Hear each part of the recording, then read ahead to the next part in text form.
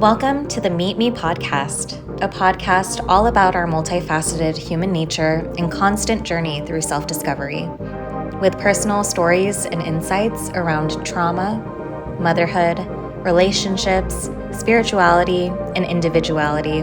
I'm your host, Michelle Malik. Thanks for listening. Hi, friends. Welcome back to the Meet Me podcast. As always, I'm your host, Michelle Malik, and through this podcast, I hope to help others to take their trauma and experiences and transmute them into power, purpose, and connection through open and vulnerable conversations. And I'm so excited to finally be sitting down for my first solo episode in quite some time. I've always intended to do these a little bit more frequently, but things have gotten a bit crazy, and I've been so grateful to have so many great guest conversations banked up that I'll be releasing still over time. But I felt it was really necessary for me to have this episode, the space to share with you some of the things that have been going on with me recently. I know that in my last episode, I had briefly mentioned that through all of this deep inner work that has been happening, I've uncovered some really deep shadows that are coming up to the surface and being worked through. And it's been a few weeks now, and I'm definitely in a better spot than I was when this first came to my awareness.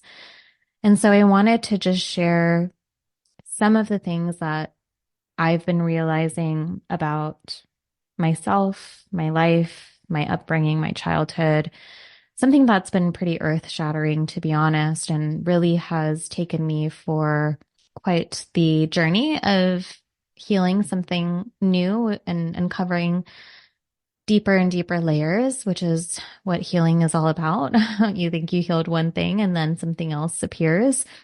It's a constant journey to self-discovery and self-improvement and all of that great stuff. But a few weeks ago, through really just a casual conversation with a couple close friends, something had triggered in me to start looking at a certain moment in my life that I don't typically share with people. It's not something many people know, and not really anything I want to go into deep detail about, but having this memory triggered started to fester a bit in my subconscious. I started thinking about it a lot more. I started peeling back layers to what led up to that instance, looking at past memories and past things that I had witnessed throughout my life, getting to view those in a different perspective now as an adult.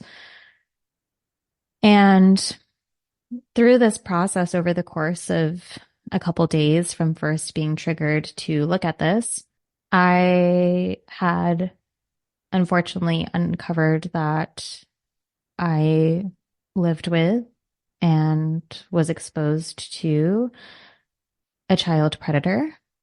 And although there were definitely signs throughout my life and things had come to a head at a certain point, I still didn't realize that this was the case. I have shared again on this podcast that I've experienced quite a bit of various forms of trauma and abuse, physical, mental, emotional, narcissistic, all of those things were really present in my household. But one of the things that I never saw myself as enduring was sexual abuse. And I realize that this is a very sensitive and touchy subject. So my apologies for anybody that may feel triggered by even just hearing those words. I certainly don't intend to share any explicit details here. I only want to share, again, my awareness and my processing that I've been going through over these past few weeks. Having this all hit me, again, it kind of started with memories or signs that I had looked at before, but I didn't really dive into, and I maybe avoided due to the ugly truth of it all and just not being ready to cope with those things. And also, a lot of victims of sexual abuse understand that there's a lot of manipulation and grooming and all of these things that are typically associated with those behaviors, especially towards children. And this isn't something that happened to me recently. I want to make that clear. It's more so that I've just finally remembered or come to realize that that is a layer to my story. And again, working itself backwards, I still felt myself wanting to turn to denial or trying to find reasoning, maybe an explanation for why it wouldn't be that, trying to find just pure affection or love that I registered as such to be that. And again, after a couple of days of sitting with it, it finally just got to the point where I couldn't avoid it anymore. And I was forced to really sit and recognize the reality of my truth. And this realization came with a lot of grief. You know, when it finally all came to the surface, I just found myself crying on and off for a few days, losing motivation to handle my normal responsibilities, losing inspiration and creativity to continue pursuing all of these endeavors that I'm so passionate about. I really felt like my whole world was rocked, and I was trying to pick up the pieces because it felt like I had gotten to such a good point in my healing journey. Of course, the healing journey never stops, but I felt like I had gotten to a pretty stable place. And then to uncover something that has been present all throughout my life that I wasn't recognizing, for that to finally come out and hit me at the age of 31, when I believe the first instance of this likely happened when I was around 2 to 3. It felt like a pressure cooker finally releasing steam, if that makes sense. You know, this lifetime of repressed memories and repressed emotions that were finally being addressed and able to come out and be released from the surface. And I just wanted to share that because of where I'm at in my healing journey, I really attribute a lot of the way that I've been handling this to all of the, years of therapy that I've already gone through, the energy healing work that I do regularly and continue to do for myself, as well as continuing to explore, shamanic energy healing. And that's been very powerful medicine to rely on during this difficult time. It's been such a blessing to have some grounding practices that I can turn to when things get difficult for me. But because I had so much awareness and so much understanding that the things that happen to us don't necessarily have to define who we are. Again, they just become part of our narrative and part of our story and part of what makes us who we are, but it's not our essence. I still find it difficult to fully say and admit that I was a victim or am a survivor of child sexual abuse. Still feels very unnatural to me, but it's the reality and it's something that I'm having to cope with. And with that initial rush of emotions and grief, I really just wanted to give myself the space and be really gentle with myself through that, because those feelings that were coming out were the feelings that needed to be seen and needed to be heard, that were trapped deep, deep down inside of my body, because our body keeps score. Anytime something traumatic happens, we hold that somewhere in our body. And so when we don't release it, when we're not recognizing it, when we're not bringing awareness to it, those things will just tend to get stuck. Because of this awareness, I was able to just allow myself to feel those things and really give myself space and take a step back from some of the day-to-day grind. And I'm so grateful to have support around me that gave me some of that flexibility. I'm sharing this not because I want to dump all of my experiences onto everybody. And again, there's not really, I don't feel it's necessary at this point to go through the details of what I've remembered and what I'm realizing. But as I say before each episode, I am doing all of this. I've started this path to help others to transmute their trauma into power, purpose, and connection, right? So it didn't feel right for me to be going through this and not sharing that process openly and vulnerably with you who is listening. And I'm so grateful that you are listening and that I've been able to create a space that feels safe for me to share, my own personal insights and personal stories, and also provide a platform to others who are on that same mission or have their own stories that they'd like to share as well. I'm so incredibly grateful for that. And because this is still very early on in my processing, my healing around this, I still have a long way to go, but I want to share that after allowing myself to feel those feelings, one of the things that became really clear to me that I've made some huge strides in my healing and my self-image and my just spiritual understanding and journey is that throughout all of the emotions, the grief, the sadness, the anger, the frustration, the disappointment, all of those things that come with something like this, I never once felt guilt or shame.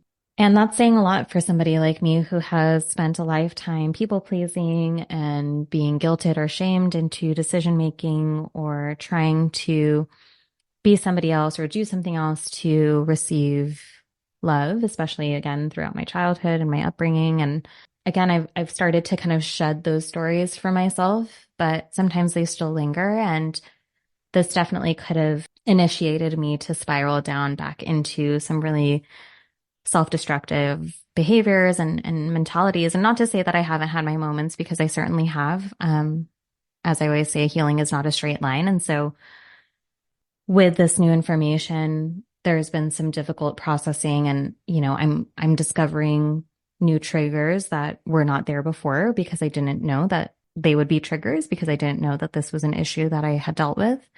And I'm also finding that a lot of the old wounds that I had really focused on and healed through are also coming back up, because I now have to look at them from an added perspective with this added lens of sexual abuse trauma. And so it's been extremely painful. It's been extremely difficult, but the compassion that I have for myself, for the younger version of me that did what was necessary to protect herself, such as blocking out memories, whatever it was, maybe I could have handled certain things differently. I had a chance to speak up about this 10 years ago, but due to me not recognizing it within myself, I wasn't able to. And there is a part of me that feels bad about that, but I'm trying to just accept my journey for what it is. And I can't go back on what's happened. I can only move forward. And how I choose to move forward is to not let this newly unveiled information control the way that I move through the world. There is a part of me that feels a little bit of relief with all of this too, because even though it's horrible, I could not imagine ever doing this to anybody. Or I really have felt some relief in the added context that this has provided me, because there are so many things throughout my life that now make a little bit more sense. And again, I can't go back and I can't undo things that I had done from a hurt place or from a repressed trauma perspective. And I certainly can't undo what was done to me, but at least I do have that context. And now I have more information and more power in my healing, in my supporting others, in using my voice, something that I've struggled with for so much of my life. And I'm here to take some of that back, because I allowed, and to no fault of my own, because I know that this was not my fault. I was just a child, and anybody who has experienced anything in childhood, like whatever happened to you, the traumas that you endured, it was not your fault. It does not define you. You have always been worthy of better. You have always been worthy for more. And I just really want to stress that because it is easy to fall into the trap of thinking that we deserve the horrible things that happen to us. Because sometimes it just feels like, why else would it happen if I didn't deserve it? Because we start to think that maybe the universe or God is out to get us because of mistakes that we've made. And I just want to remind you that there is always another narrative to be had. There is always a new perspective that can be gained. And wherever you're at in your journey, again, I'm coming here from this perspective of doing the work and doing so much inner work. And now this is just an added layer that I'm having to implement those tactics to. But I realize that there are so many people out there who are not nearly close to being okay or accepting what has happened, and that you deserve to go through it your own way and give yourself grace and compassion throughout whatever stage that you're in. But the compassion piece is so important in our healing because not only do we need to have the compassion for ourselves, but we need to have compassion for other people, and not in a way that allows other people to hurt us or other people to do whatever it is that they want to us, but compassion for understanding that the people that do these things have so many further issues than we need to carry responsibility for. And I certainly won't be carrying any responsibility for this person. And to be honest, the reason why this has all come out, it's no coincidence that I had been completely at peace with having zero contact with him for quite some time. And I think that was necessary because I think having a tether to this person allowed the manipulation and the gaslighting and all of these tactics that I experienced with this person throughout my life to still remain present in my subconscious. And I just couldn't, having that connection with them, I just couldn't see the truth for what it was. And so while, again, it hurts and I'm still working through and finding out exactly how this is all going to impact me moving forward, because again, there are new triggers to be discovered. There are just new connections to be made when I look at certain things in my life.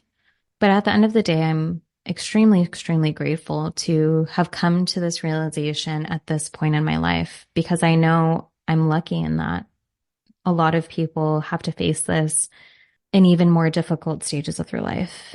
And when I look around, I see a beautiful family that I'm curating with my son and my husband. I have support and love around me. I feel stable. I have a roof over my head. I have all the resources that I need. Things can always be better, but I truly have so much to be grateful for. And the thing about traumatic events, once you get to the level of perspective to see things as just part of the story, I recognize that had anything happened differently throughout my life, I likely wouldn't be here. I probably wouldn't have this podcast to share these things with you. I wouldn't have the family that I have that I love so much. I wouldn't be in the position that I am, because everything that has happened to me, good and bad, all led me here. And while I still have places I want to go and things I want to accomplish, the things that I've already accomplished would never have been in existence had things gone differently. And that can be a really hard truth to take in, because it's like, obviously, I would love if I didn't have to do this work in terms of the inner work that I'm experiencing. If I didn't have to heal all these traumas, wouldn't that be nice? But it's not my reality. And so rather than sitting in the victimhood of woe is me and why is my life so hard? I've already had a messed up childhood. Why do I now have to realize this on top of everything? And those thoughts definitely circulate, but I'm not giving them much mind, because those thoughts are not going to help me. They're not going to change anything. They're only going to keep me stuck. And I've been feeling stuck. And that's another huge reason why I needed to sit here today and share with you all of this, because I've felt so heavy. I felt pretty blocked. specifically when it comes to my creativity, my motivation, the things that drive me. And for anybody familiar with the chakra system, our sacral chakra, the one kind of right below our belly button, it's connected to both our sexuality and our creativity. Those things go hand in hand. And so it makes sense that I've been feeling blocked in my creative ventures because I'm struggling and healing through parts of my sexuality, my sexual experiences. And so by sharing this, I hope that that is allowing me to push through those blockages to clear the way for more realizations, more perception shifts, more things that I can share with more confidence and power to all of you. And I apologize if this all sounds just like babble at this point. I didn't really prepare to go over anything. I didn't quite prepare this episode. I'm sort of just sitting here vulnerable and sharing what I've been experiencing. But another huge reason why I felt it was necessary for me to share was because I know I'm far from alone. There are countless and countless of stories of similar experiences to varying degrees. There have been some horrific things done to children or people in general when it comes to the topic of sexual abuse. And not everybody feels comfortable in sharing their voice around this, and not everybody feels capable. And because I do, I felt it was my responsibility to share this for, again, even if one person listens to this and feels seen, heard, understood, knows that they're not alone, knows that their experience is not unusual, that their experience is unique to them, but the feelings and the processing and all of these healing aspects that come with it and all of the difficulties can be shared across communities and the collective. And so I hope that by sharing a bit of where I'm at and what my perspectives have been around this, I can just better support anyone else who maybe has gone through something similar, is going through something similar. And it doesn't even have to be just in relation to sexual abuse. Trauma is trauma is trauma. We all have it, but we all have the power to overcome it and work through it. And again, I have to give so much thanks to the tools and the resources that I have at my disposal that I've been able to incorporate over the course of this journey. Because I can't say for sure what it would look like had I come to this realization years ago. I think the direction of my life and the direction of my processing and my healing would look a lot different, and it more than likely would be pretty self-destructive. But here I am trying to work through it in the most healthy ways possible, utilizing those tools, utilizing my energy healing, my mindset challenges, my mindset changes and practices, turning to meditation, which, to be honest, I did fall off probably for the first week or two, just because I really felt at the bottom of the barrel and just couldn't find the drive to sit and be alone with self or connect in that way. But I recently picked that back up. I've been incorporating regular movement, which has been huge to release all of, again, that pent up emotion that's been stuck in my body. I've been so grateful that I started that process.